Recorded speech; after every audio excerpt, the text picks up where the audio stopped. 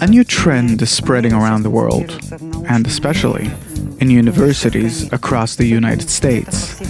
Hundreds of universities all around the US are encouraging students to anonymously inform on their peers. Students from the University of Michigan were informed on for supporting Trump. They informed on the school newspaper for not giving enough attention to transgender students. The snowman.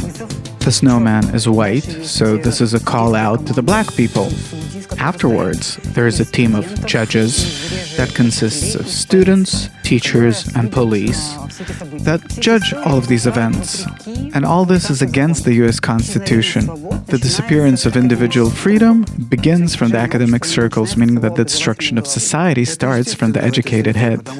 And it's natural for such an environment that's been mutating for so long.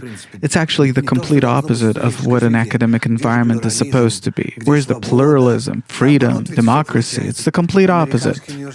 Universities in the United States and all around the world became unbearable because of their liberalism, extra liberalism, because everything's allowed, and man has no boundaries, and a boundless person is an animal that you can't deal with. Students take pride in doing the exact opposite. Opposite of what? Doesn't matter. The main thing is that it's the opposite. And the truth is that this is an ideology that is set out to destroy everything that there is. And what happens doesn't matter, without looking forward at all, without thinking about the implications that it might have. It sets the beginning for such a movement that can really destroy society, at least its laws. And society is established on its laws, and they can change all the laws, replace them. It questions all of our values and standards and so on. What's happening is simply inconceivable. And on the other hand, researchers say that when there is no truth left in our current standards, that's really so, that's correct. So you're asking, where do all of these ultra-liberal currents come from? It's a result of society's education being put in its own hands. And what kind of solution does the wisdom of Kabbalah offer for the chaos that we're experiencing in the academic environment where everything's distorted? Society has to advance based on what happened before. Otherwise, how can it know? Where is it headed? The next step could be into an abyss. It's something that society cannot see. But they don't care. To the contrary, they think that it's progressive. The more destructive I am today, the more progressive I am.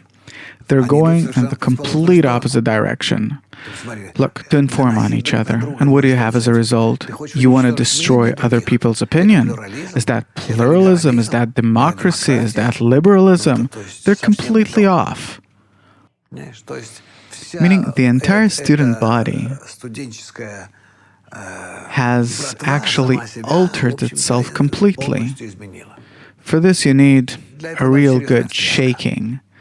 I don't think that they're capable of hearing anything today. They're also so self-assured that you simply can't do anything. And in general, everything in the world is so intertwined, society and everything, that you can't just pull one thread. What about the others? No one can stop sponsoring it. In short, it's all intertwined, interconnected. Everything will go now through this big economical crisis that will put everything into place.